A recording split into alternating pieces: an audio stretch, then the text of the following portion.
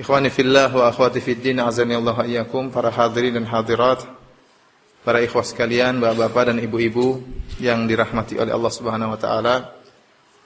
Pada kesempatan hari ini, di sore hari ini, alhamdulillah kita bisa bersua kembali dalam rangka untuk mempelajari ilmu agama, dalam rangka saling ingat mengingatkan, dalam rangka untuk menyadarkan diri kita bahwasanya kita selalu dalam keadaan jahil dan senantiasa butuh hidayah dari Allah Subhanahu wa taala.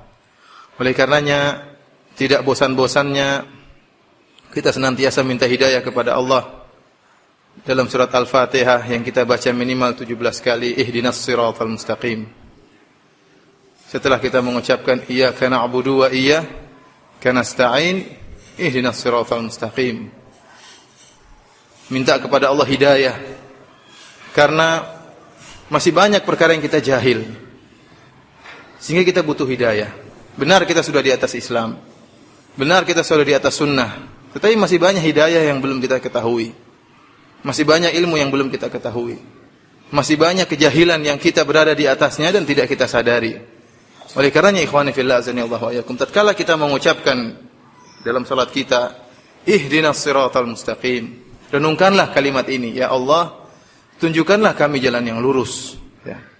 Bukan artinya hanya kokohkan dalam Islam. Tidak, memang kita butuh hidayah. Butuh untuk ditunjukkan jalan-jalan kebenaran. Butuh untuk diingatkan kesalahan-kesalahan kita. Butuh untuk ditegur kejahilan kita. Sehingga tatkala kita minta ihdinas siratal mustaqim, benar-benar kita minta kepada Allah hidayah. Sehingga tidak kita baca hanya seperti angin lalu, seperti suatu rutinitas yang kita baca setiap salat tanpa kita renungkan maknanya. Dan subhanallah, kalimat ihdinas siratal mustaqim ini tidak kita ucapkan kecuali setelah kita mengatakan iyyaka na'bud wa iyyaka nasta'in. Apa artinya iyyaka na'bud? Artinya hanya kepada Engkaulah kami beribadah dan hanya kepada Engkaulah kami mohon pertolongan. Yang belajar bahasa Arab tentunya paham bahwasanya iyyaka na'bud itu dalam bahasa Arab asalnya na'buduka. Karena dalam bahasa Arab ya ada seperti kita Indonesia ada namanya subjek, predikat, objek, ya. Ya. Subjek, predikat, objek. Subjek dahulu, kemudian predikat, kata kerja, baru kemudian objek. Demikian juga bahasa Arab ada SPO-nya. Tatkala objeknya didahulukan, asalnya na'buduka, kami menyembah Engkau ya Allah. Wa nasta'inuka, dan kami mohon pertolongan kepada Engkau ya Allah. Tatkala objeknya didepankan, iyyaka, itu dalam bahasa Arab memberi faedah al-hasr, memberi hanya faedah batasan, artinya hanya kepada Engkaulah ya Allah kami beribadah. Kemudian juga hanya kepada Engkaulah kami mohon pertolongan. Ini kalimat yang kita gunakan, kita berwasilah kepada Allah dengan ibadah kita dan minta isti'anah kita kepada Allah. Kemudian kita mengucapkan ihdinas siratal mustaqim. Ya Allah, berilah hidayah kepada kita, dan kita boleh bertawasul dengan amalan soleh kita. Sekarang kenapa tidak kita jarang mendapatkan hidayah? Atau hidayah artinya Islam alhamdulillah, sunnah alhamdulillah, tapi kita masih butuh hidayah yang begitu banyak. Bahkan setiap saat seorang muslim senantiasa butuh untuk menambah hidayah, ya, karena dia masih dalam kejahilan. Namun jarang terkabul, padahal kita mintanya 17 kali setiap hari minimal, ya. Ada sebagian orang Masya Allah 100 kali, ada enggak? Ada yang rajin sholat malam, rajin sholat duha, rajin sholat witir, ya. Kita ya 17, 18, 19. Artinya enggak banyak-banyak, ya. Tapi minimal 17 kali sehari kita mengatakan ihdinas siratal mustaqim.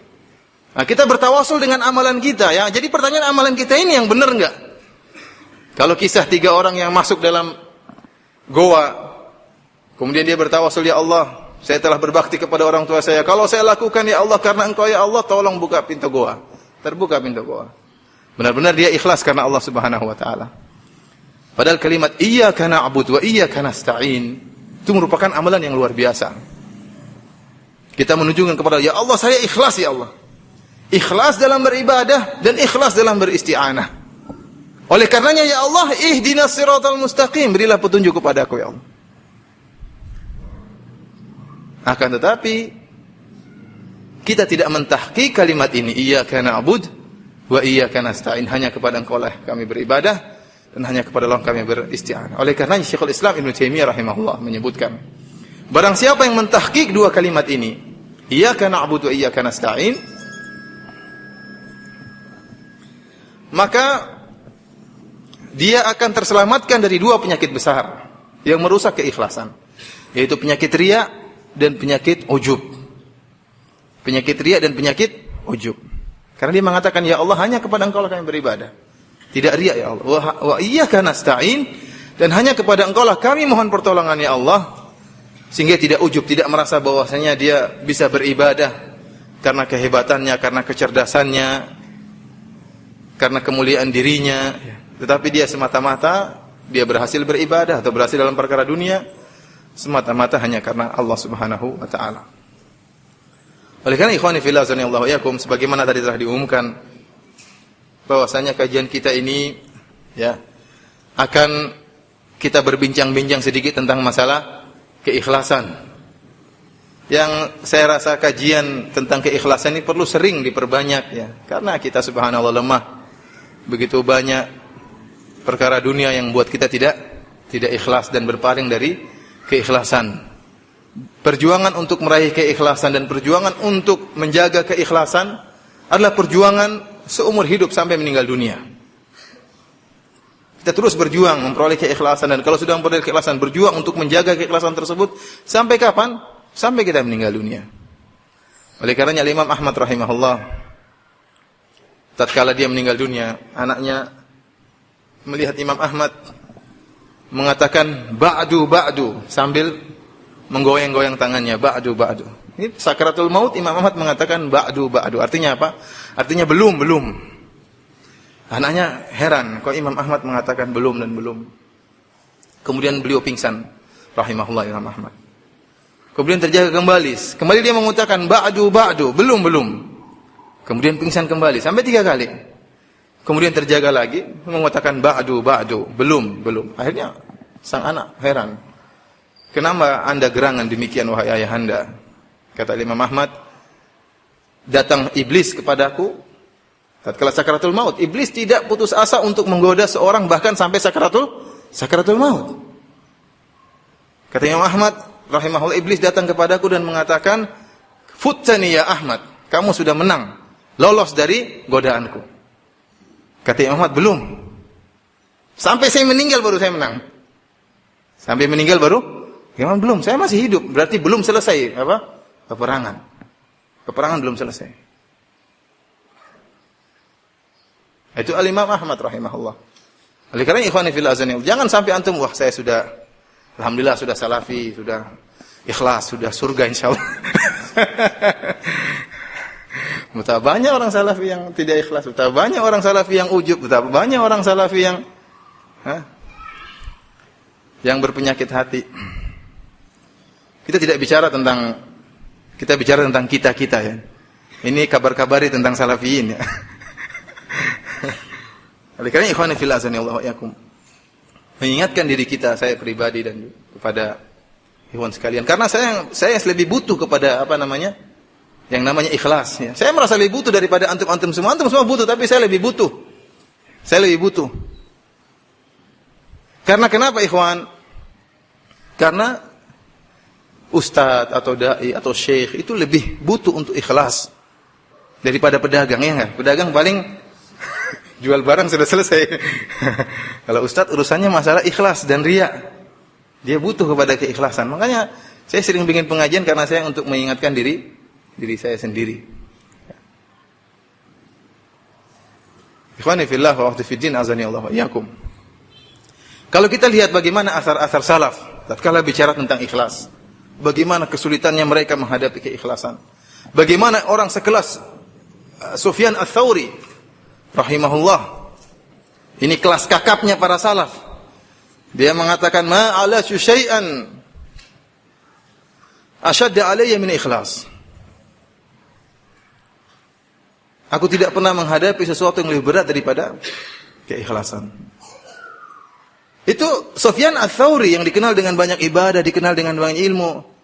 Kalau kita alhamdulillah sudah ikhlas.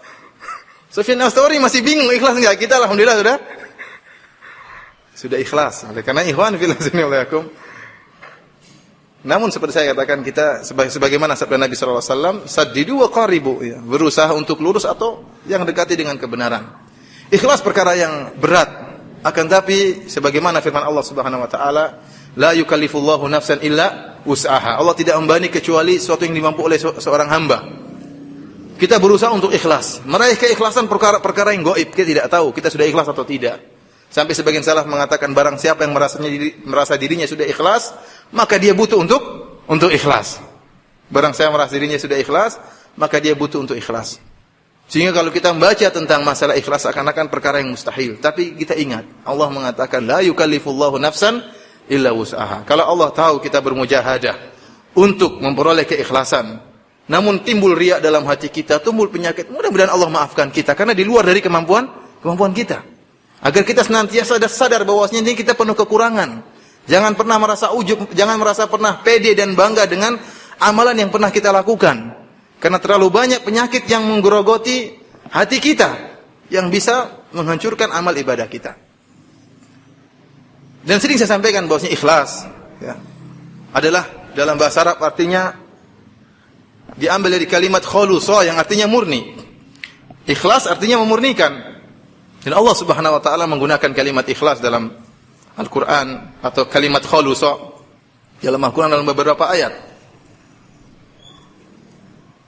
Seperti firman Allah Subhanahu wa taala, "Wa ma umiru illa liya'budullaha mukhlishina lahuddin." Dan tidaklah mereka diperintahkan kecuali hanya untuk beribadah kepada Allah, ikhlas, memurnikan ibadah kecuali hanya kepada Allah Subhanahu wa taala. Dalam Al-Qur'an juga Allah mengatakan, "Falamma stai'asu minhu khalasu najiyya." Tatkala saudara-saudara Nabi Yusuf alaihissalam, mereka sudah putus asa dari Yusuf, dari sang raja, khalasu najiyya, khalasu minhu najiyya, maka mereka pun berikhlas, artinya mereka berkumpul, berunding di antara mereka, tidak ada yang ikut campur, orang lain tidak ada. Ini murni perundingan di antara mereka. Jadi kalimat ikhlas itu maknanya murni. Kalimat ikhlas maknanya murni. Seperti firman Allah Subhanahu wa taala, "Wa inna lakum fil an'ami la'ibrah nusqikum mimma fi butuniha min baini farthin wa damin labanan khalisan sa'ighal lisyaribin." Kata Allah Subhanahu wa taala, sungguh di antara binatang-binatang ternak itu Allah jadikan pelajaran bagi kalian. Kami berikan minuman bagi kalian, susu yang murni yang keluar di antara tai dan darah, yang mudah untuk diminum bagi orang-orang yang minum. Allah Subhanahu wa taala menyebutkan susu dengan labanan khalisan, susu yang murni, sa'igon lisyaribin, yang mudah diminum oleh orang-orang yang minumnya. Susu yang murni artinya apa? Allah keluarkan min baini farthin wadamin, Allah keluarkan susu tersebut dari tai dan darah. Sehingga kalau kita minum air susu, kita dapati susu tersebut murni. Tidak akan kita dapati satu tetes darah pun, dan tidak kita akan dapati satu titik tai pun. Karena Allah memisahkan, memurnikan susu dikeluarkan dari tai dan darah. Itulah gambaran ikhlas, kemurnian. Tidak ada 1% pun, tidak ada satu tetes pun darah, dan tidak ada satu titik pun tai. Oleh karenanya Allah Subhanahu wa taala tidak akan menerima amalan ibadah seorang kecuali murni 100% untuk Allah Subhanahu wa taala. Barang siapa yang beribadah 90% untuk Allah, 10% untuk Pak Ustadz, 10% untuk mertua, tidak akan diterima oleh Allah Subhanahu wa taala.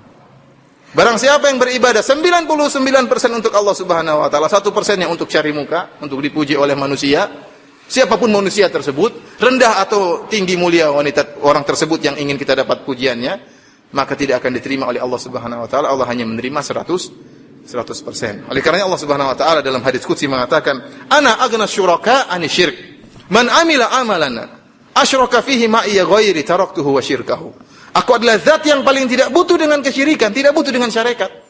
Barang siapa yang mengerjakan suatu amalan, man amila amalan apapun, umum di sini. Ya, nakira fi siyaqi syart. Amalan apapun dia lakukan. Asyraka fihi ma'iya ghairi, kemudian dia melakukan kesyirikan, dia mencari pujian dari makhluk, taraktuhu wa syirkahu, maka saya akan meninggalkan dia dan kesyirikannya. Tidak akan diterima oleh Allah Subhanahu wa taala. Dari sini kita tahu betapa sulit meraih untuk keikhlasan. Dan ternyata amalan apapun tidak akan diterima kecuali setelah dibangun di atas keikhlasan.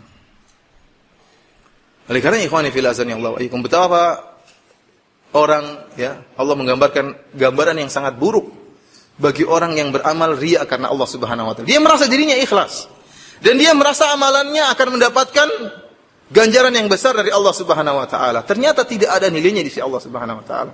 Allah gambarkan dalam surat Al-Baqarah dengan permisalan yang sangat mengenaskan. Kata Allah Subhanahu wa taala, "Kalladzi yunfiqu malahu ria'an nas wa la yu'minu billahi wal yawmil akhir. Famathaluhu kamathali safwanin 'alaihi turab, fa asabahu wabilun fatarakahu salda." Kata Allah Subhanahu wa taala, permisalannya seperti permisalan seorang yang berinfak mengeluarkan harta benda ria'an linnas, untuk mencari pujian manusia, riya. Bagaimana orang yang berinfak karena riya? Kata Allah Subhanahu wa taala, "Famathaluhu kamathali safwan." Permisalan orang yang berinfak karena riya sebagaimana seperti suatu batu yang licin, ya. Bukan batu yang berkerikil, licin, ya. Kalau batu berkerikil kan atau ada lubang-lubangnya, kalau kita taburkan pasir masih ada, kalau kita jatuhkan masih ada pasir tersisa di lubang-lubang tersebut, ya enggak? Tapi kalau batunya bersih, licin, kalau ada pasir kita hilangkan pasirnya dengan mudah. Kata Allah Subhanahu wa taala, kamathali safwan. Seperti batu yang licin, yang amlas, yang tidak ada lubang-lubangnya, tidak ada kerikil-kerikilnya, benar-benar licin. Alaihi turab, yang di atas batu yang licin tersebut terdapat tanah. Orang yang melihat sekilas tanah tersebut tanah yang subur, yang jika diletakkan tumbuhan akan menumbuhkan tumbuhan yang banyak karena subur. Ternyata tanah tersebut berada di atas batu yang licin. Tanahnya nampaknya subur, nampaknya tebal. Ini Allah gambarkan tentang amalan orang yang riya. Yang disangkakan oleh pelakunya, jangankan pelakunya, orang lain yang melihat juga menyangka bahwasanya tanah tersebut tanah yang subur. Demikian orang yang riya. Tatkala dia beramal soleh, niatnya riya karena Allah Subhanahu wa taala, ingin dipuji oleh orang lain, ingin diangkat harkat martabatnya oleh orang lain, ingin dihormati oleh orang lain, maka permisalannya seperti tanah yang subur yang diletakkan di atas batu yang licin. Kemudian kata Allah Subhanahu wa taala, fa asabahu wabilun fatarakahu salda. Kemudian tanah yang berada yang subur di atas batu yang licin ini ditimpa dengan hujan yang keras. Bukan hujan yang gerimis, hujan yang keras, wabil. Kemudian hancurlah, hilanglah seluruh tanah tersebut. Tidak satu butir pun yang tersisa dari tanah tersebut. Kenapa? Batunya licin. Hilang semua, tidak ada sedikit pun tanah yang tersisa. Fatarakahu salda. Hilang tanpa ada sisa sedikit pun. Itulah gambaran orang yang riya, permisalan yang Allah berikan kepada orang yang riya, yang terpedaya dengan dirinya. Dia bukan memperdaya dirinya sendiri, dia memperdaya orang lain. Orang-orang yang melihat dia menyangka dia, Masya Allah, amalannya banyak, orang ini Masya Allah. Sebagaimana melihat tanah yang subur, oh tanah ini kalau diletakkan tumbuhan akan menumbuhkan tumbuhan yang subur dan rindang. Ternyata itu hanya fata morgana. Amalan yang dia lakukan, dia sangka akan berbuah, berhasil, menghasilkan buah. Di akhirat kelak ternyata tidak ada nilainya sama sekali. Tidak bernilai sama sekali di Allah Subhanahu wa taala, bahkan tidak satu butir pun tanah yang tersisa. Kenapa? Ditimpa dengan hujan yang sangat deras. Oleh karena ikhwani fillah azani Allah wa iyyakum wa akhwati fid din azani Allah wa iyyakum, bapak dan ibu yang dirahmati oleh Allah Subhanahu wa taala.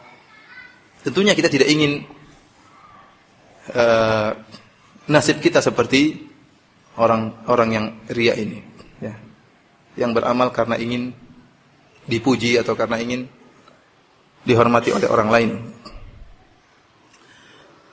Ikhwani fillah wa akhwati fid din azani Allah wa iyyakum. Namun perkaranya berat. Riya adalah penyakit yang menimpa orang-orang soleh, yang menimpa orang-orang yang ikut pengajian. Orang yang peminum bir tidak takut riya. Apa yang dia mau riyain? Tukang minum bir. Dia malah berbangga dengan minum birnya. Orang pezina, apa yang mau dia riya? Dia tukang zina. Orang pendusta tidak perlu riya. Yang riya ini orang-orang yang soleh, yang ke masjid, yang ikut pengajian, yang kenal ustadz, riya sama ustadz, yang kenal syekh, riya sama syekh. Ini yang jadi masalah. Penyakit riya ini bukan menimpa orang-orang bajingan, tetapi menimpa orang-orang yang saleh, yang solihin.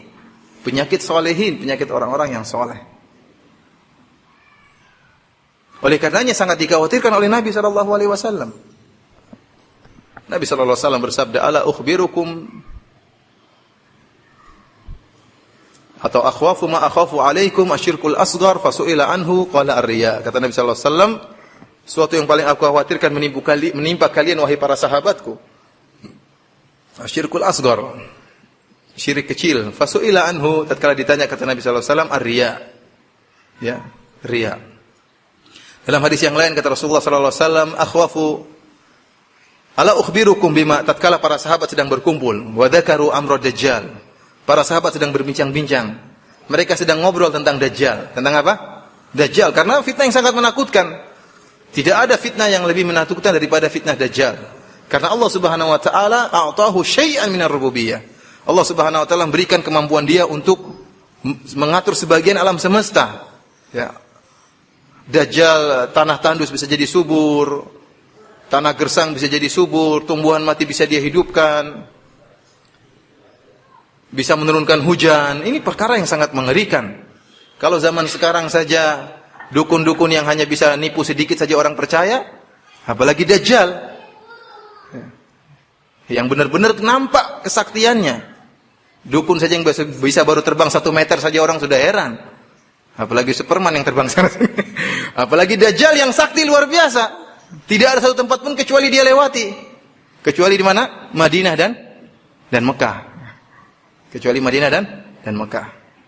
Alhamdulillah Jami'ah Islamiyah dalam tanah haram. Islamic University masuk dalam apa? Tanah haram. Jadi tidak dilewati Dajjal insyaallah. Kalau di sini masih dilewati. Libya masih dilewati. Artinya subhanallah, fitnah yang luar biasa. Sehingga para sahabat tatkala itu berdiskusi, berbincang-bincang tentang Dajjal.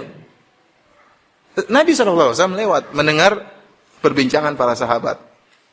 Maka Nabi SAW berkata, ala ukhbirukum bima huwa akhwafu alaikum indi min fitnatil masihid Dajjal.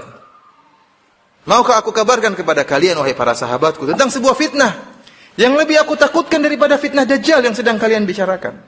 Qalu bala ya Rasulullah. Kata para sahabat, ya, tentunya kami ingin tahu fitnah apa yang lebih parah daripada fitnah Dajjal. Rasulullah SAW mengatakan, yakumur rajulu fayusalli fayuzayyina salatahu lima yara min nadhir rajulin ilaihi. Kata Nabi SAW, asyirkul khafi, yang paling aku khawatirkan menimpa kalian.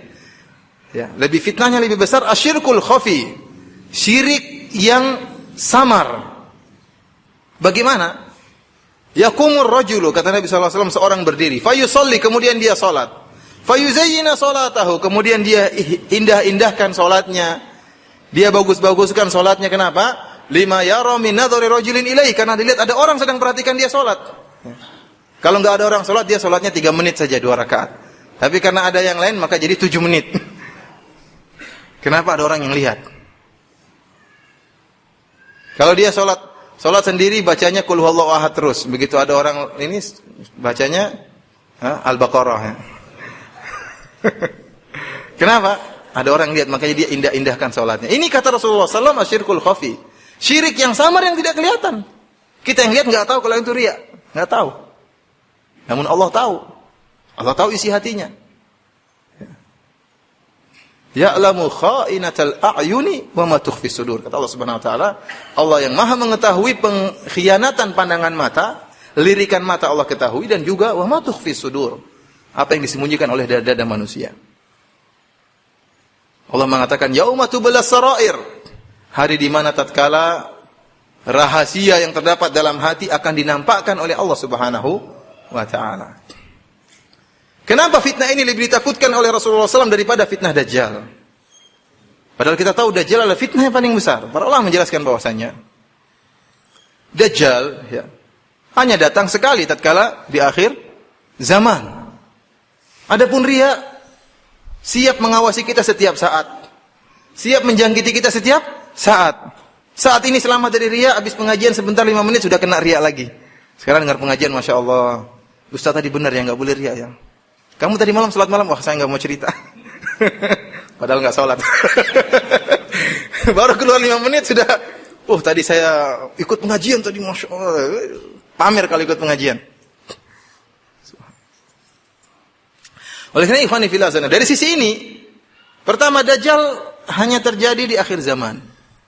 Kedua, Dajjal, insya Allah orang-orang yang solehin akan selamat dari Dajjal. Tapi ria yang nyerang, ria itu penyakit yang hanya menyerang orang-orang soleh doang. Seperti saya katakan, orang fajir, peminum bir, pemabuk, pezina, tidak akan diserang penyakit ria. Penyakit yang lain tapi. Penyakit ria enggak. Ria ini nyari orang soleh, ini jenggotan ini. Gitu. Ini. Oleh karena Syekhul Islam Ibnu Taimiyah dalam kitab Al-Imanul Kabir menyebutkan bahwasanya syubhat dan godaan yang menimpa orang-orang yang soleh berbeda dengan orang-orang yang toleh. Semakin tinggi ilmu seseorang, semakin tinggi ketakwaannya, akan datang syubhat yang lebih tinggi. Setan tahu kalau ini kasih perempuan enggak bisa, enggak mempan. Suruh korupsi enggak bisa, gampang. Dipuji. Dipuji, langsung KO dipuji. Ini gampang ya. Ini gampang dipuji, selesai. Karena ini makan puji ya. Setan tahu. Iblis tahu. Karena iblis sudah berjanji, la aghwiyannahum ajma'in. Iblis bersumpah kepada Allah Subhanahu wa taala, fa bi'izzatika, demi keperkasaan Kau ya Allah, aku akan sesatkan mereka seluruhnya. Semuanya akan iblis sesatkan. Kita semua sudah diintai oleh iblis. Ya saya, apalagi antum-antum semuanya sudah jelas. Sudah diintai oleh iblis sejak kapan? Sejak zaman dulu. Sejak iblis menipu Nabi Adam alaihissalam. Sejak saat itu dia sudah berjanji untuk menyesatkan kita seluruhnya tanpa terkecuali. Dan iblis sudah sangat berpengalaman. Kalau ini begini caranya, itu begitu caranya. Dan untuk orang-orang yang solehin, maka dia akan serang dengan penyakit riya. Oleh karena dari sisi ini, kita sadar bahwasanya kenapa Rasulullah SAW lebih takut penyakit riya daripada fitnah Dajjal.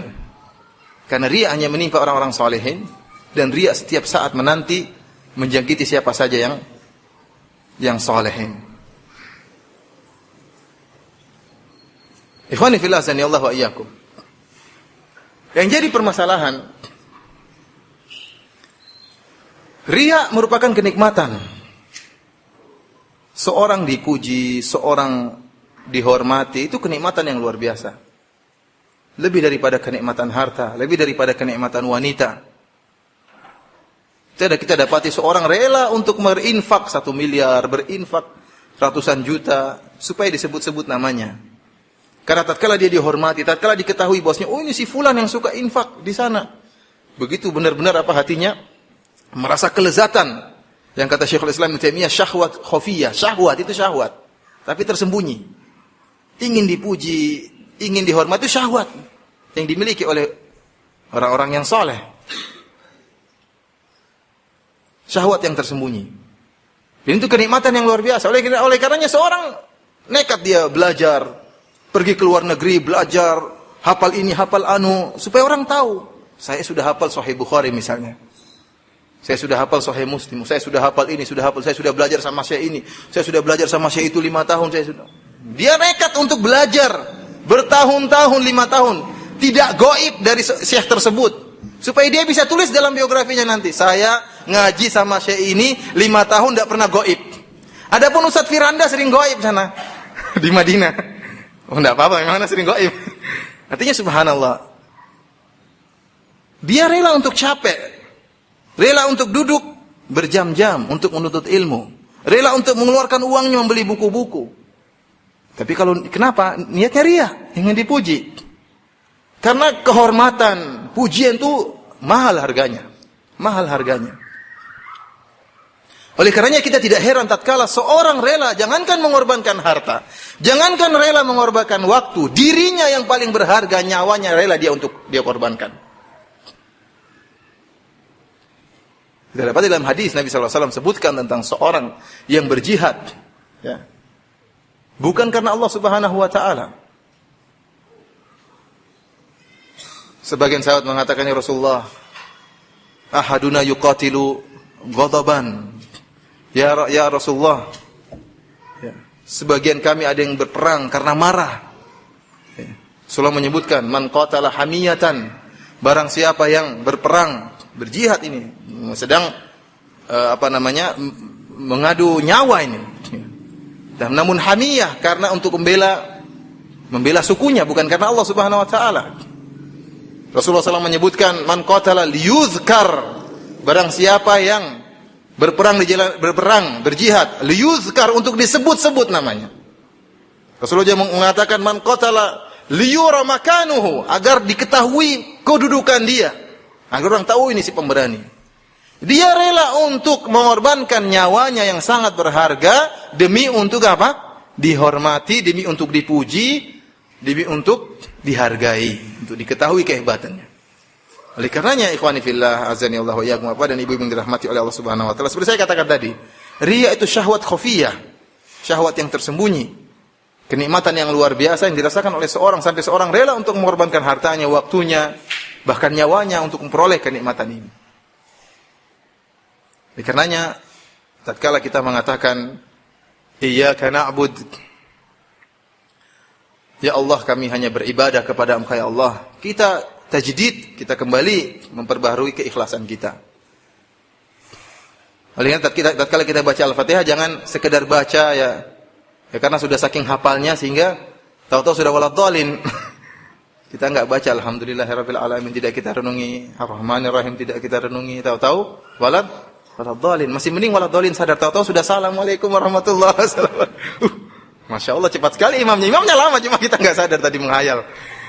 Jadi kalau kita baca Al-Fatihah, kemudian kita renungkan maknanya, kita baca ihdinas siratal mustaqim, iyyaka na'budu wa iyyaka nasta'in. Kita tatkala mengucapkan iyyaka na'bud, mengakui bagaimana amalan kita yang tidak ikhlas, mengakui bagaimana riya yang menimpa diri kita, sangat berharap kepada Allah agar Allah meluruskan niat kita, maka Allah akan tolong.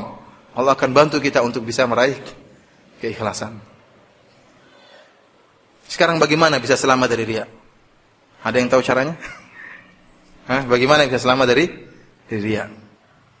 Kalau ternyata riya merupakan penyakit yang sangat berbahaya. Ini tentunya kita berdoa kepada Allah Subhanahu wa ta'ala agar Allah Subhanahu wa ta'ala memberikan keikhlasan kepada kita. Walladzina jahadu fina lanahdiyannahum subulana wa innallaha lama'al muhsinin, dan orang-orang yang berusaha menempuh jalan kami maka akan kami tunjukkan jalan-jalan kami, dan sungguhnya Allah Subhanahu wa ta'ala bersama-sama dengan orang-orang yang berbuat ihsan.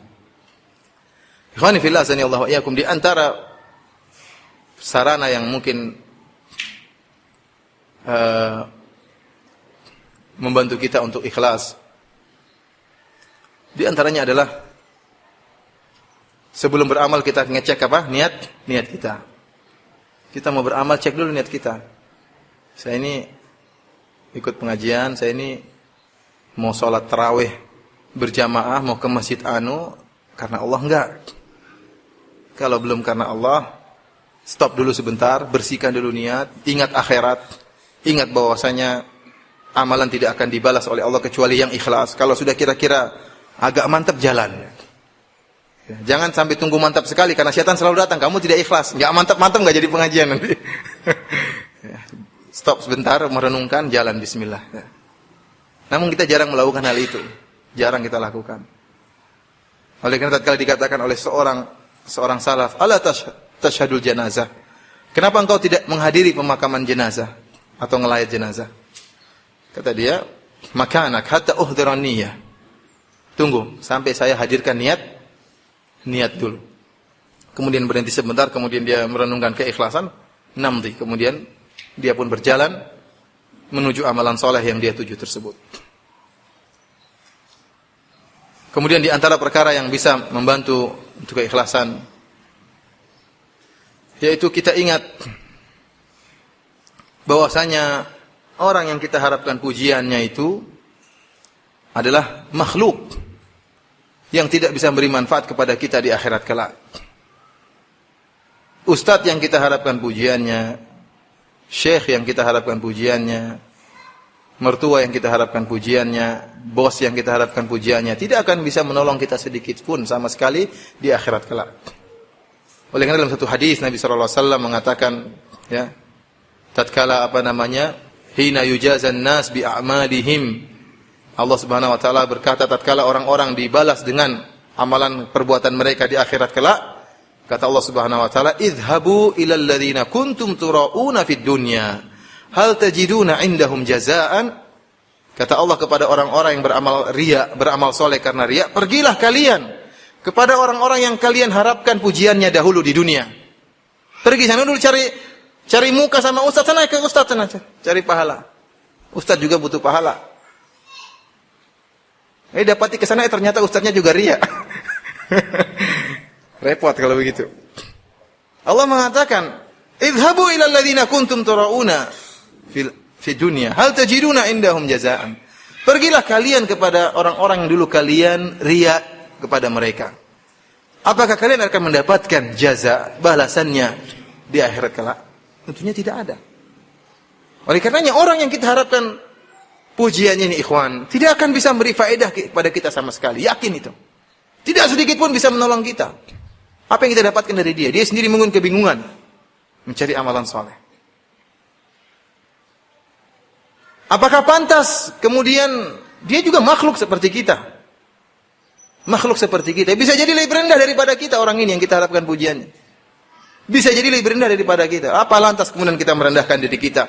Kita meletakkan dahi kita di tanah hanya untuk mencari pujian dari orang yang seperti ini, makhluk yang seperti kita juga. Buat apa?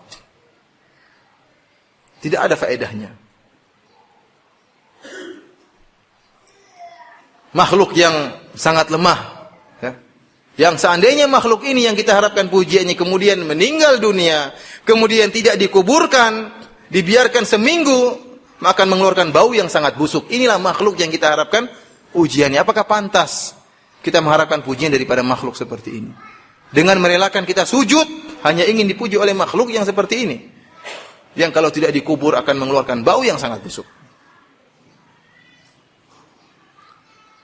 Kemudian ikhwani fillah azanillahu wa iyyakum, di antara hal yang membuat kita supaya tidak riya, kita ingat balasan Allah Subhanahu wa taala di akhirat kelak kepada orang-orang yang riya.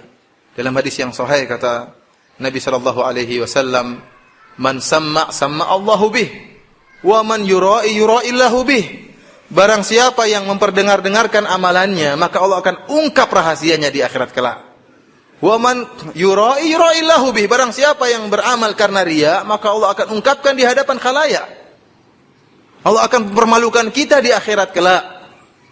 Yang kita beramal soleh, kita bersedekah, kita salat, kita ikut ngaji, kita hafal Quran. Ternyata niat kita adalah untuk dipuji oleh orang lain. Niat busuk kita ini akan Allah tampakkan di hadapan orang banyak.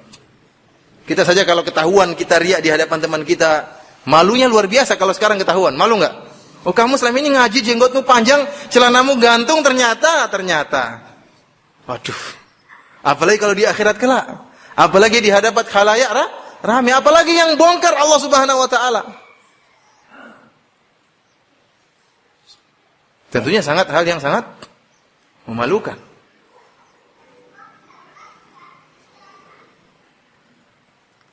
Oleh karena ikhwani fillah yang kita mengingat balasan Allah di akhirat kepada orang-orang ini, maka kita berhenti untuk takut untuk melakukan riya. Di antara tafsiran hadis ini, kata Al-Hafidz Ibnu Hajar rahimahullah, Allah Subhanahu wa taala akan memperlihatkan pahala di hadapan orang tersebut. Dia rajin sholat, rajin puasa, rajin beribadah. Allah tampakkan, inilah pahalamu kalau kamu ikhlas. Inilah pahalamu. Begitu dia senang dengan pahala tersebut, Allah hilangkan pahala tadi. Allah permalukan dia di hadapan khalayak ramai. Kemudian ikhwani fillah azanillahu wa iyyakum, di antara balasan kepada orang dia di akhirat kelak, mereka akan diazab sebelum orang-orang yang lain. Dalam hadis yang masyhur yang kalian antum semua sudah tahu tentang hadis tersebut, 3 golongan yang pertama kali akan diazab oleh Allah Subhanahu wa taala. Yang pertama orang yang mati syahid, rajulun tusyhid. Yang kedua adalah rajulun ta'allamal ilma wa 'allamahu, orang yang alim, belajar agama dan mengajarkannya. Yang ketiga, rajulun jawad, seorang yang rajin bersedekah. Kemudian Allah Subhanahu wa taala fa'arrafahu ni'amahu, Allah bangkitkan, Allah sidang yang pertama dulu seorang yang mati syahid. Fa'arrafahu ni'amahu fa'arafaha. Allah ingatkan tentang nikmat-nikmat yang pernah Allah berikan kepada orang yang mati syahid ini. berupa kekuatan, kepandaian memainkan pedang, keberanian dalam berperang. Maka Allah bertanya, dan dia mengakui hal tersebut. Wa ma amilta fiha, apa yang kau lakukan dengan kenikmatan yang aku berikan kepada engkau?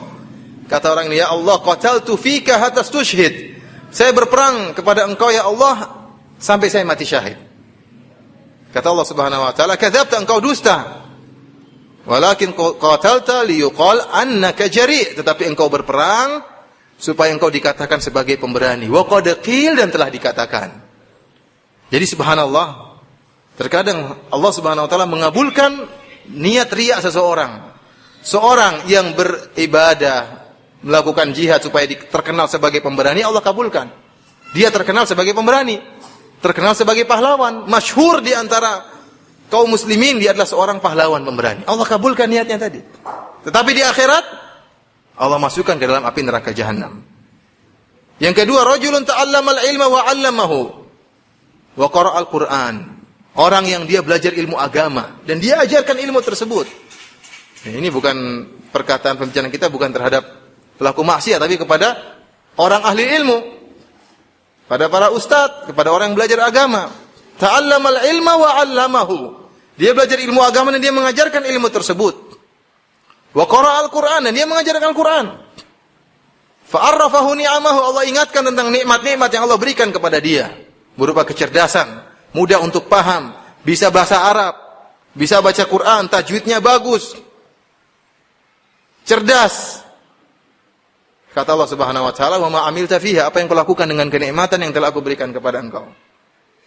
Kata dia, Allah, qara'tu fikal Qur'an wa 'allamtuh. Saya baca Quran ikhlas karena engkau ya Allah, dan saya ajarkan Quran kepada orang lain. Allah mengatakan, "Kadzabta", engkau dusta.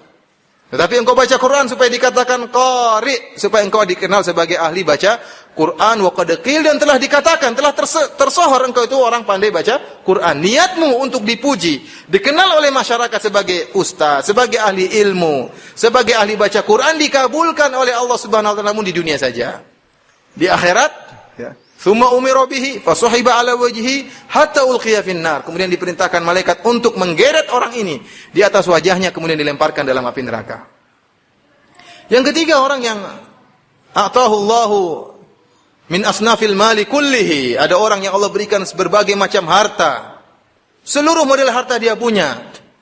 Hotel punya, sawah ladang punya, ini semuanya punya. Mobil mewah punya, motor punya, istri punya, banyak hartanya. Hartanya lengkap. Fa'arrafahu ni'amahu. Fa'arrafah. Maka Allah ingatkan tentang kenikmatan yang Allah berikan kepada dia. Dia ingat semua, ini semua dari engkau ya Allah. Saya akui semua dari engkau ya Allah.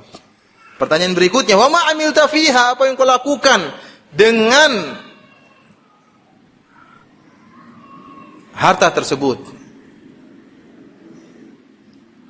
Kata dia, ya, ma taraktu min sabilin tuhibbu an yunfaqa fiha illa anfaqtu fiha. Ya Allah, tidak ada satu jalan pun yang kau suka agar aku berinfak di jalan tersebut, kecuali aku akan infak. Ada anak yatim minta bantuan, saya kasih ya Allah. Ada orang minta bantuan bangun pondok, saya kasih ya Allah. Ada orang butuh pengajian, butuh dana, saya kasih ya Allah. Apa yang kurang, seluruhnya saya kasih. Karena engkau ya Allah, kata Allah, kadzabta, engkau dusta, tetapi engkau melakukannya supaya engkau dikatakan Jawad, adalah orang yang dermawan. Maka orang ini pun dimasukkan dalam neraka jahanam. Bagaimana ikhwani fillah, tatkala kita ingin riya, ya, ingat hal-hal seperti ini. Ingat bagaimana kesudahan orang-orang yang riya di akhirat. Dan jangan lupa bagaimana juga kesudahan orang yang riya di dunia. Antum tahu tentang hadis yang kata Rasulullah SAW, bahwasanya inna ahadakum la ya'malu bi amali ahli jannah hatta ma yakunu bainahu wa bainaha illa dhira' fa yasbiqu alaihi alkitab fa ya'malu bi amali ahli an-nar fa yadkhuluha. Kata Nabi sallallahu alaihi wasallam, demi Allah, sungguhnya salah seorang dari kalian benar-benar mengamalkan amalan penduduk surga, rajin beribadah, rajin salat, rajin pengajian, multazim. Kemudian apa? Ya. Kemudian ternyata di akhir hayatnya dia beramal dengan amalan penduduk neraka, bermaksiat di akhir hayatnya.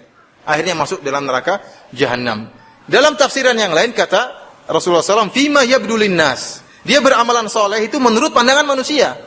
Ternyata ada syahwat khafiyah. Tatkala dia beramal soleh, ada niat buruknya dalam hatinya. Sehingga Allah Subhanahu wa taala menjadikan dia su'ul khatimah. Kenapa selama ini dia beramal soleh? Karena ada niat yang tidak beres. Ada niat yang tidak beres. Oleh karena kalau ada seorang yang berperang di zaman Nabi sallallahu alaihi wasallam, berperang dengan berani membunuh orang-orang kafir dengan begitu banyak, maka para sahabat takjub dengan orang ini.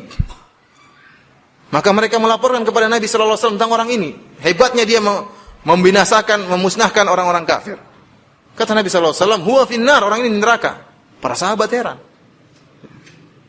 Ternyata setelah dicek, ternyata dia terakhir terkena luka yang sangat parah dan dia tidak sabar untuk menahan parahnya atau pedihnya luka tersebut. Akhirnya dia pun bunuh diri. Rasulullah menyebutkan bahwasanya tatkala hadis ini kata Nabi sallallahu alaihi wasallam, sungguhnya sebagian kalian akan mengamalkan amalan-amalan yang soleh fima yabdulin nas, yang menurut orang itu amal soleh. Ternyata hatinya tidak beres.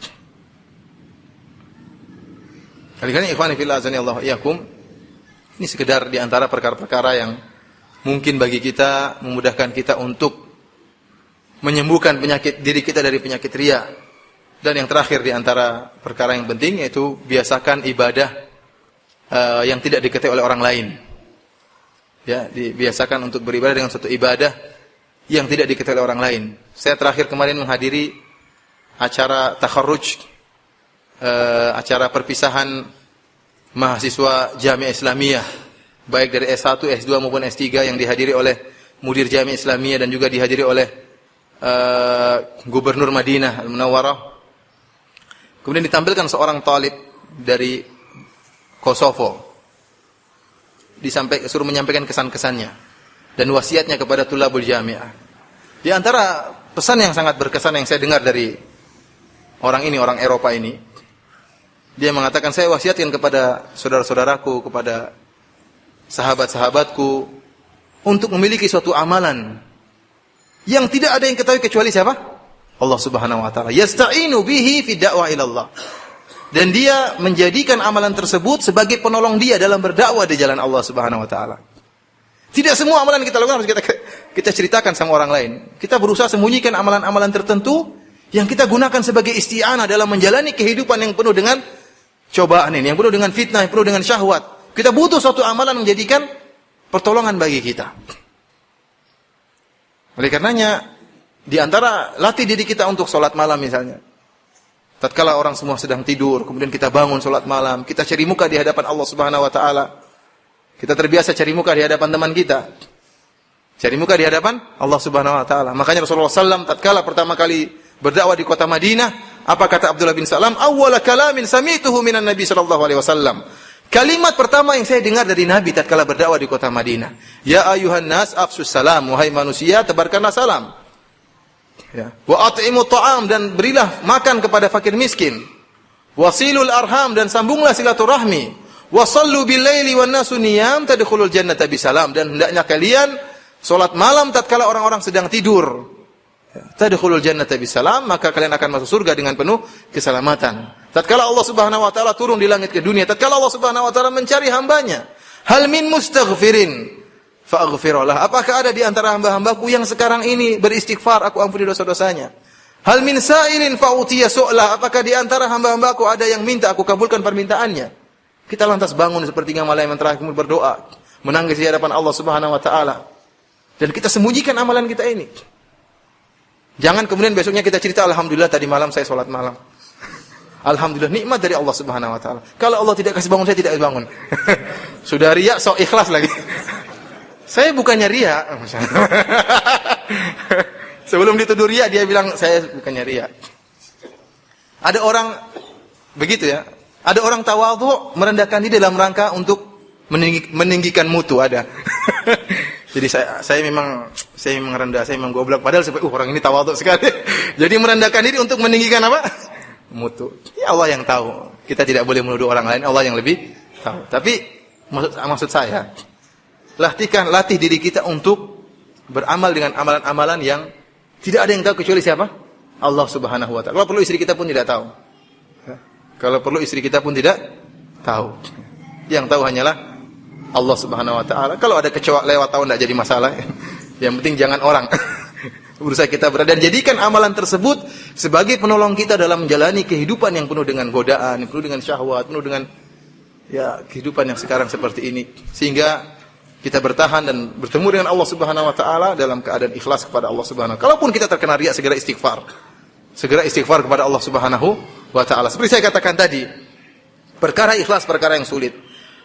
Menjamin bahwasanya diri kita bersih dari riya juga perkara yang sulit.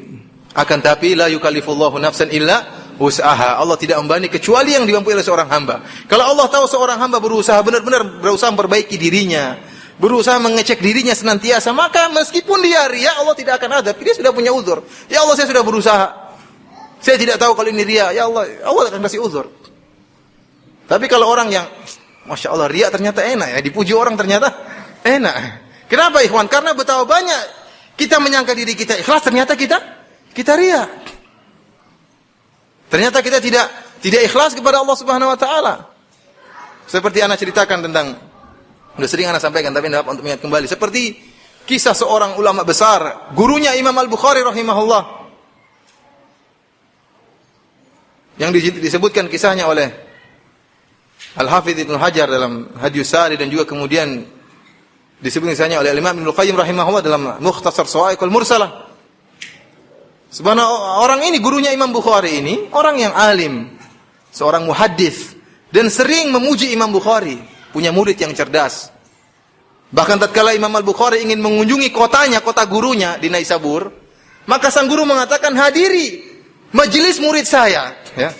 Majelis murid saya. Siapa? Al-Imam Al-Bukhari. Ternyata katakanlah Imam Bukhari datang, hebatnya luar biasa. Semua orang berbondong-bondong menyambut Imam Bukhari, menghadiri majelisnya, sampai majelis gurunya sepi. Majelis gurunya apa? Sehingga itu hasad gurunya. Akhirnya Imam Bukhari ditahdir, tidak boleh hadiri majelis Imam Bukhari. Kapan hasad itu muncul? Tatkala Allah uji dengan datang orang yang lebih alim daripada dia. Antum Masya Allah selama ini, maksudnya ngurus masjid misalnya, yang mengadakan pengajian, tahu-tahu datang orang yang ngurus lagi, waduh kurang ajar. Ini ketahuan berarti selama ini ente enggak ikhlas. Seperti kisah seorang salaf yang dia biasa sholat di saf pertama. Tahu-tahu suatu saat dia terlambat sholat di saf kedua. Saf kedua ini terlambat, bukan salaf terakhir, saf kedua. Tatkala saf kedua dia malu. Saya malu kok, biasanya saf pertama, sekarang saf. Tatkala dia malu, dia sadar selama ini ternyata dia cari muka sama orang-orang. Makanya sehingga kalau dia saf kedua, bukan malu kepada Allah tapi malu kepada jemaah masjid. Berarti selama ini nggak beres niatnya. Demikianlah ikhwani fillah azanillahu iyyakum. Sedikit peringatan bagi saya pribadi pada ikhwas sekalian. Tugas kita adalah bermujahadah, berusaha untuk ikhlas melawan penyakit riya sampai kita meninggal dunia, dan senantiasa memperhatikan gerak-gerik hati kita. Sungguh ya, suatu merupakan kebahagiaan bagi seorang yang senantiasa memperhatikan gerak-gerik hatinya. Apakah hatinya bersih? Sudah bersih hatinya dari hasad? Sudah bersih hatinya dari ikhlas? Sudahkah bersih hatinya dari suudzon kepada saudaranya?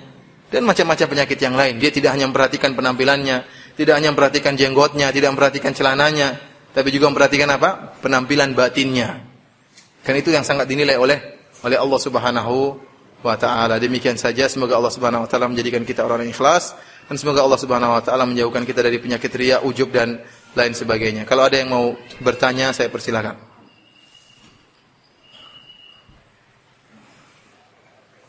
Halo. Waalaikumsalam. Ustaz, ana lagi alhamdulillah. Ustaz, ana ngisi pengajian, ana telepon balik saja. Ya, syukur Allah ibadah ya. Assalamualaikum. Assalamualaikum. Ada yang bertanya?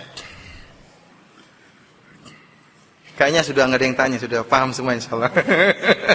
Sudah paham bahwa selama ini bermasalah. Nah, silakan.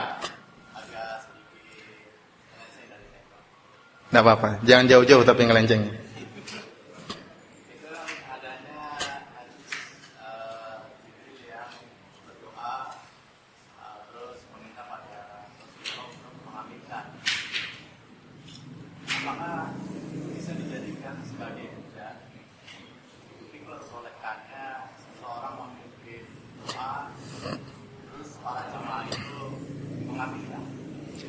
wallahu a'lam bishawab ya, tapi itulah dipraktikkan oleh sebagian masyayikh kita di Madinah. Bagian mereka berdoa kemudian yang lain mengaminkan. Tapi tidak menjadi kebiasaan sehari-hari. Tapi masyayikh kita, ulama kita di Madinah, di Mekah, mereka seperti itu. Mereka berdoa yang lain mengaminkan. Bahkan sebagian khatib Jumat dia mengatakan, "Ayyuhal mu'minun fa inni da'in fa aminu." Fa aminu. Kata dia, "Ya wahai para hadirin, saya sedang berdoa, aminkanlah." Karena sebenarnya tidak jadi masalah kalau sekali-sekali seorang berdoa kemudian diaminkan oleh yang lain, tapi tidak menjadi kebiasaan rutinitas. Allah alam bisawab. Ada yang bertanya?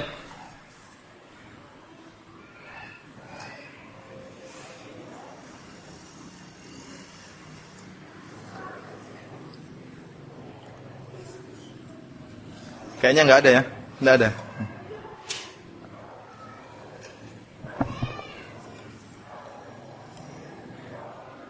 Bagaimana Ustaz apabila kita beramal dan dipuji oleh manusia? Setelah kita menikmati pujian tersebut, kemudian kita ingat bahwasanya hanya mengharap pahala dari Allah. Apakah amalan tersebut diterima oleh Allah Subhanahu wa taala? Jadi ini orang amalannya ikhlas.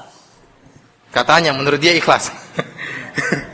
Terus setelah itu dia dipuji oleh orang, Masya Allah ente sudah hafal Quran, Masya Allah ente sering ikut pengajian, Masya Allah jenggot ente sudah panjang, Masya Allah.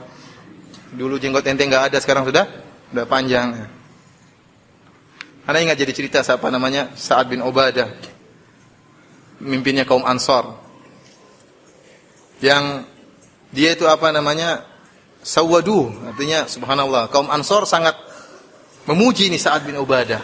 Karena hebat, selalu dalam apa saja dia hebat. Dalam naik kuda paling hebat, berenang paling hebat, panahan paling hebat. Cuma satu kekurangannya, dia tidak punya jenggot. Sehingga mereka berangan-angan kalau ada jenggot dijual dia akan dibelikan buat jadi biar gagah perkasa ya. Jadi ini keluar sebentar. Kata dia keluar juga, saya keluar sebentar. Kembali. Jadi orang ini merasa ikhlas, merasa dia pelihara jenggot karena Allah Subhanahu wa taala. Merasa dia ibadah karena Allah Subhanahu wa taala. Tahu-tahu ada orang yang muji dia, Masya Allah kamu jenggotnya, Masya Allah. Dia bangga, Masya Allah ternyata saya ada perubahan, senang menikmati pujian tersebut. Setelah itu dia sadar, kurang ajar ini. Bagaimana nasib amalannya tadi dengan pujian tadi? Makanya ikhwani fillah Allah yakum, Rasulullah SAW seperti saya sering sampaikan, Rasulullah SAW menyebutkan dalam hadis, "Idza ra'aitumul maddahin fahthu ala wujuhihim turab." Jika kalian melihat ada orang suka puji, ini orang ini kemana-mana muji saja kerjanya, ya. Entah ada udang di balik batu, ada kepiting di balik batu, tapi kerjanya muji-muji aja tidak. Terutama ketemu orang-orang kaya, muji terus. Ada keperluan di balik itu ya. Kata Nabi SAW, kalau melihat orang tukang puji, lempar wajahnya dengan pasir. Ya, jadi kalau ada yang puji antum bilang sebentar. Mana mencari pasir? Karena subhanallah ikhwan, kadang orang ikhlas, dia bisa hancur keikhlasannya gara-gara pujian. Apalagi dipuji di hadapan umum. Amalan yang dia sembunyikan diceritakan, dia hadir depan sini diceritakan di depan umum. Ini tahu nggak kalian ikhwan orang ini, Masya Allah orang ini gini, di depan umum dia langsung buyar ikhlasnya selama ini. Oleh karenanya kita jangan terpedaya dengan pujian. Kalau kita sudah terlanjur dipuji, kemudian kita sadar, kita istighfar kepada Allah Subhanahu wa taala. Jangan kita nunggu lagi ketemu orang tadi biar dipuji lagi. Makanya anak sering sampaikan bahwasanya, anak bilang sering-sering ini karena anak lupa sudah pernah disampaikan sama antum, kan pernah dengar radio Rojat. Sungguhnya orang yang ria, sebenarnya dia menderita, kata Syekhul Islam Ibnu Taimiyah, orang yang ria itu senantiasa menderita. Kenapa menderita? Beda dengan orang yang ikhlas. Orang yang ikhlas dia hanya cari komentar Allah Subhanahu wa taala. Dia beribadah, berinfak, ada yang komentar, enggak ada yang komentar, enggak urusan. Yang penting komentarnya siapa? Allah Subhanahu wa taala. Ngisi pengajian yang hadir 1 orang, 2 ekor, 3 ekor, 1000 orang dia enggak peduli. Yang penting yang komentar siapa? Allah Subhanahu wa taala. Tapi kalau ngisi pengajian yang hadir 10 orang, Ustaz enggak laku ya. Waduh. Kurang ajar kamu. Harus gimana caranya laku gitu. Seperti itu. Artinya dia cari komentar Allah. Adapun orang yang beribadah, berdakwah, hanya mencari pujian, dia akan menderita. Pertama kenapa? Menderita tatkala sedang beramal, sebelum beramal dia sudah pasang kapan saya dipuji. Tatkala sedang beramal juga sudah pasang kapan saya dipuji, ingin dilihat oleh orang. Hatinya terus gelisah ingin dipuji. Setelah beramal, dia gelisah kapan dipuji. Belum dipuji-puji juga. Sudah cerita sana sini belum dipuji. Kalaupun dipuji oleh orang, ternyata tidak sesuai dengan harapannya, juga jengkel, gelisah. Ini muji tapi mujinya nggak beres. Kamu Masya Allah, Alhamdulillah, itu aja. Kalau harusnya dia ingin kamu Masya Allah, sudah sumbangan banyak, Masya Allah, bermanfaat kali sumbanganmu, baru dia lega. Tapi kalau kamu Masya Allah, jazakallah syukran, jengkel ini nggak tahu nilai sumbangan saya. Dia gelisah. Kalaupun dipuji sesuai dengan harapan dia gelisah lagi. Kapan dipuji lagi? Benar, ini yang paling sulit. Dia merasa kapan dipuji terus, kapan dihormati terus. Ini sulit. Ya. Dia dihormati oleh orang, tapi dia ingin kehormatan dia terus terjaga. Ingin pujian tersebut terjaga. Sehingga selalu dalam keadaan apa? Gelisah tatkala beramal. Walaupun orang yang ikhlas hanya semata-mata karena Allah Subhanahu wa taala, dipuji oleh orang atau enggak urusan bagi dia. Oleh karenanya jika seorang kemudian dipuji, menikmati pujian tadi, dia istighfar kepada Allah Subhanahu wa taala.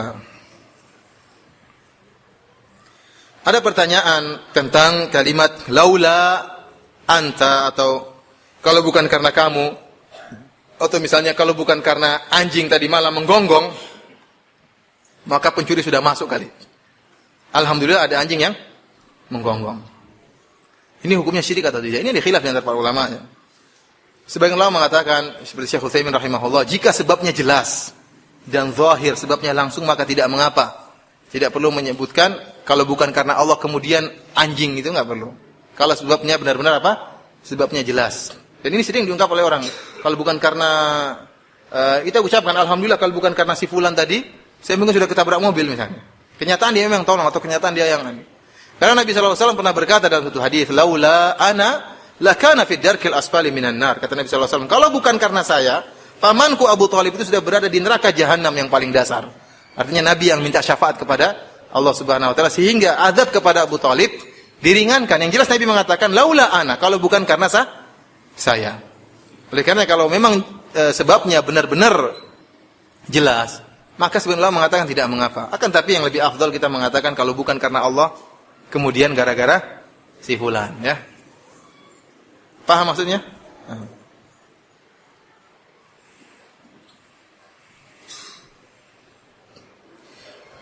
Saya ingatkan bahwasanya seorang yang beramal saleh, ya, jangan gara-gara takut riya kemudian dia tidak beramal saleh. Pengin sholat sunnah, datang terlambat, orang semua lagi pengajian, dia datang terlambat. Dia pengin sholat tahiyatul masjid, datang paling depan, duduk, orang semua ngelihat ini, ustaznya juga ngelihat. Enggak usah sholat deh. Jangan dia sholat, lawan itu. Lawan apa? Ini kita lihat tadi, lawan bismillah. Allah tahu saya ikhlas karena Allah.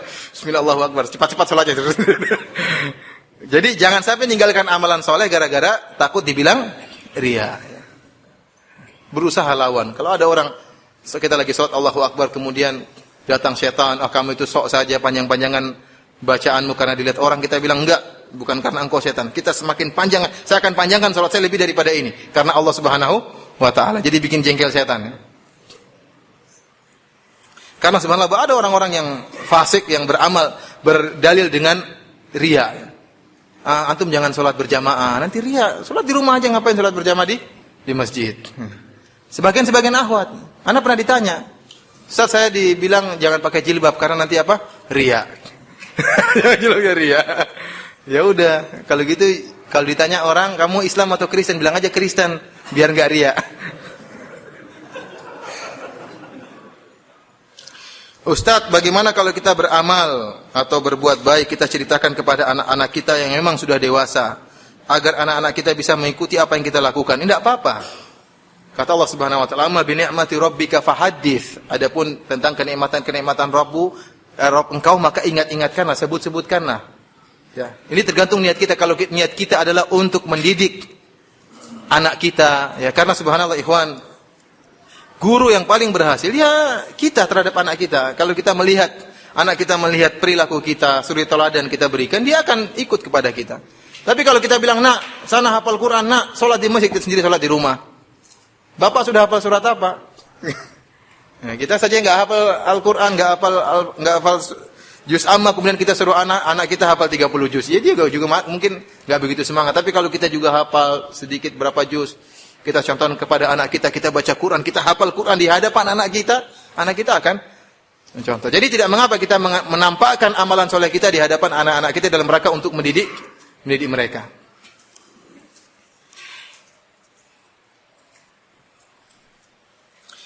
Kalau begitu, apakah tidak boleh kita membiasakan muji seorang meskipun sahabat kita sendiri? Lalu kapan boleh waktu yang tepat untuk muji seorang? Boleh kita muji seorang dalam kondisi jika itu ada maslahatnya. Seperti orang itu mau stres atau orang itu mau futur. Kita bilang, Masya Allah ente semangat dong. Ente lihat sumbangan ente bermanfaat, sekolah anak-anak sekolah. Dia lagi futur nih, sudah nggak mau apa lagi? Oh, nggak mau donatur lagi, menjadi donatur ya. Karena ribut-ribut terus ya, saya nggak mau donatur. Gitu. Antum jangan gitu, antum semua lihat manfaatnya besar. Akhirnya semangat lagi. Sebagaimana Rasulullah sallallahu alaihi wasallam tatkala ketakutan waktu melihat malaikat Jibril, dia mengatakan ini khasyitu ala nafsi, saya khawatir, saya ini gila. Maka Khadijah pun memuji Rasulullah. Kalla fa wallahi abshir la yukhzikallahu abada. Sekali-sekali tidak, wahai Muhammad. Allah tidak akan merendahkan engkau sama sekali, tidak akan menghinakan engkau sama sekali. Innaka latasilur rahim. Kau orang yang suka bersilaturahmi, wa tasdukul hadits, engkau jujur, wa tahmilul kalla, engkau suka membantu orang lain, wa taksibul ma'dum, engkau carikan barang untuk diberikan kepada orang yang tidak punya, wa takrid dhaif, engkau suka membantu menjamu tamu, wa tu'inu ala nawaibil haq, engkau suka membantu orang yang terkena musibah, membuat semangat siapa? Nabi sallallahu alaihi wasallam. Ini pujian siapa? Khadijah kepada Rasulullah. Oleh karenanya, jika kita melihat seorang penuntut ilmu yang malas, kita puji dia. Kamu tuh pintar sebenarnya. Sebenarnya. Kalau orang tahu, kamu tuh pintar. Cuma orang tidak tahu. Kalau dipikir-pikir, kamu tuh cerdas. Cuma nggak ada yang mikir. Nggak, jangan bilang gitu. Artinya kita muji buat semangat dia, nggak apa-apa. Jadi pujian itu kalau ada manfaatnya, ya nggak apa-apa. Sebagaimana dicontohkan oleh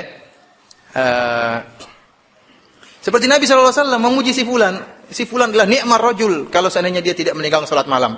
Dalam rangka untuk apa? Menyemangati dia, motivasi untuk salat malam. Jadi tidak mengapa terkadang kita memuji seorang kalau memang kita melihat ada maslahat. Wallahu a'lam bishawab.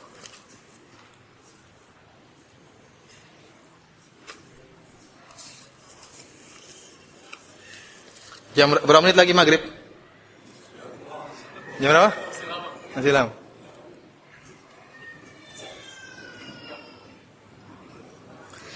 Afwan Ustaz, ini barangkali terlalu pribadi. Saya lihat Ustaz Salafi melihara jenggot, sedangkan Ustaz sendiri tidak berjenggot. Kalau jenggot bisa dibeli, saya beli. Sayangnya tidak dijual, itu ada bagi-bagi. Apakah karena tidak tumbuh atau memang tidak dipelihara? Tidak tumbuh dan tidak mau dipelihara.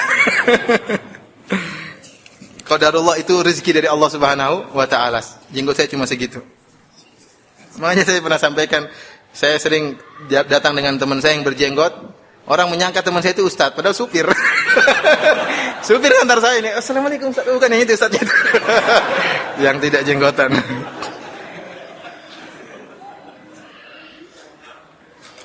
Ini untuk menjauhkan diri daripada riya. Kalau ada mungkin saya riya, enggak tahu, Allah alam.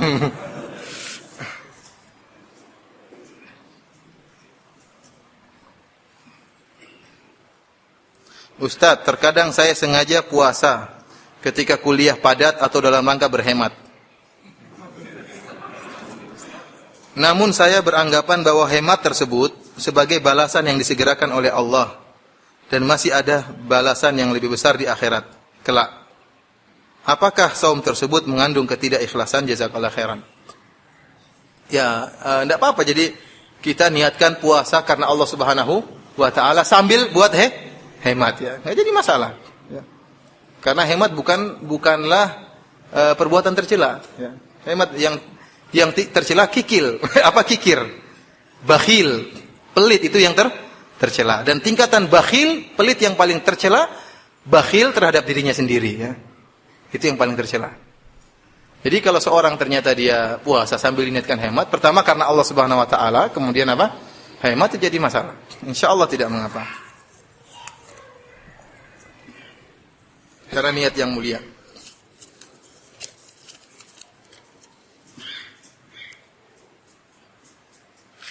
Tadi saya sudah jelaskan ini, bagaimana dengan orang yang tidak jadi beramal hanya karena takut dipuji atau riya.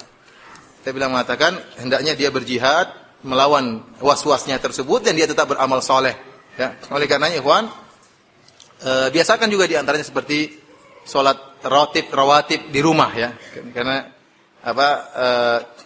sebaik-baik sholat adalah sholat di rumah kecuali al-maktubah, kecuali sholat fardu. Ya, kita terkadang misalnya kita sholat duhur 2 rakaat sebelum duhur kita dari masjid.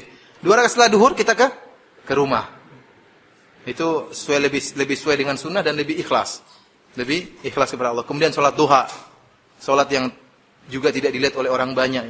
Sholat duha jam-jam 10 kita sholat duha.